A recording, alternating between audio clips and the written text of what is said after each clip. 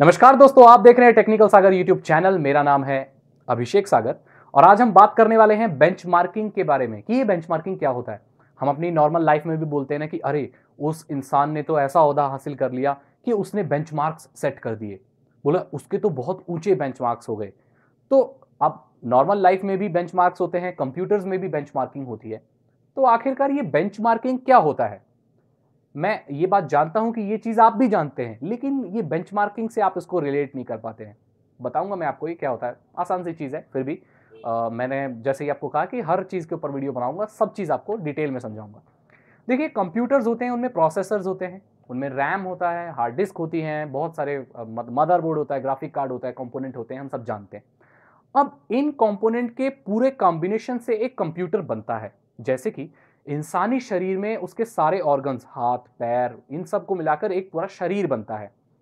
तो अगर किसी इंसान के कोई एक पार्ट, अंग खराब हो जाए, हाथ खराब हो जाए, तो उस इंसान को आप हेल्दी नहीं कह सकते हो, मतलब वो कहेंगे उसके साथ परेशानी है। ठीक है। तो मेरे कहने का ये मतलब है कि इंसानी शरीर में या कंप्यूटर्स में जो सारे ऑर्गन्स हैं, जो सारे पार्ट्स हैं, वो अच्छे से फंक्शन करने चाहिए। एक दूसरे से उनका तालमेल अच्छा होना चाहिए, तभी उसको आप स्वस्थ कह सकते हो। तभी उस पीसी कॉन्फ़िगरेशन को आप अच्छा कह सकते हो।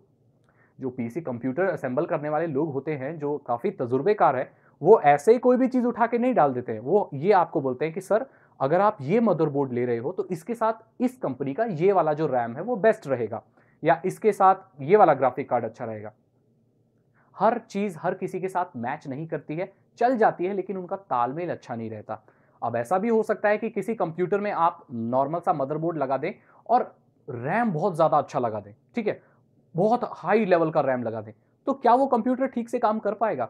नहीं कर पाएगा, क्योंकि हर चीज़ का अच्छा होना ज़रूरी है। कॉम्बिनेशन पूरा अच्छा होना चाहिए। पूरा परिवार तभी अच्छा कहलाता है जब उसके सारे मेंबर्स अच्छे हों, राइट?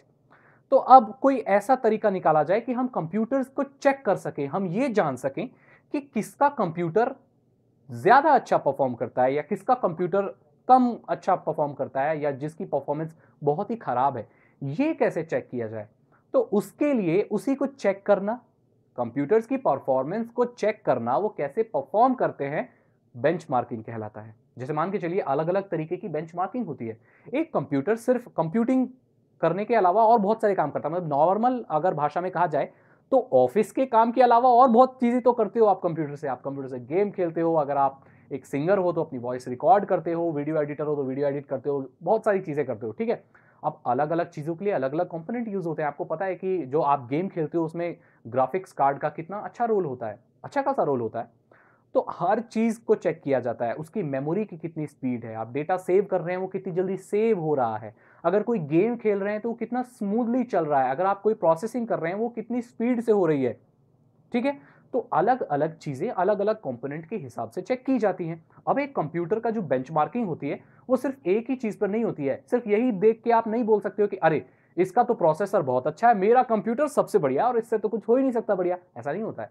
और चीज़ें भी देखनी होती है। तो ऐसे में कंप्यूटर्स की कैपेबिलिटीज़, उसकी परफॉर्मेंस को चेक किया जाता है, जिसे बेंचमार्किंग कहते हैं। विंडोज़ में भी ये फंक्शन है और इस वीडियो के बाद मैं आपको विंडोज़ और एंड्रॉयड दोनों की ही बेंचमार्किंग टेस्ट करके दिखाऊंगा, जिससे आप अपने कंप्यूटर और अपने दोस्त के कंप्यूटर को कंपेयर कर सकते हैं कि किसका कंप्यूटर कौन सी चीज करने में ज्यादा बेटर है। ऐसा हो सकता है कि आपका कंप्यूटर गेम्स अच्छे खेलता हो, लेकिन वो प्रोसेसिंग में थोड़ा कम हो।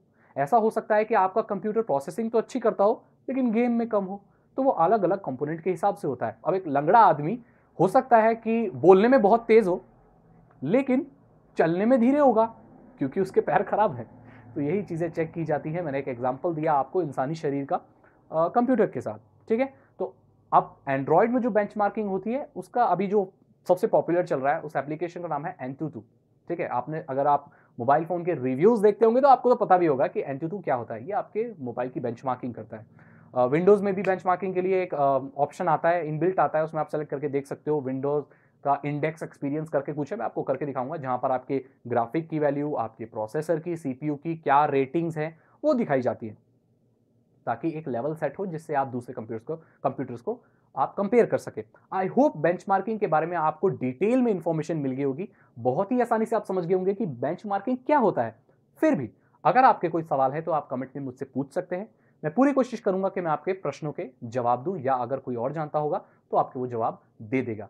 अगर ये वीडियो आपको अच्छी लगी तो प्लीज़ इसको एक लाइक दें। लाइक करने से कुछ नहीं होता है, बस खुशी मिलती है कि जो आप मेहनत कर रहे हैं वो रंग ला रही है। अपने दोस्तों के साथ शेयर कीजिए इस वीडियो को। अगर मेरी वीडियो भी शेयर नहीं करना चाहते हैं तो आप उन्हें ये बताइए कि बेंचमार्किंग क्या होता है।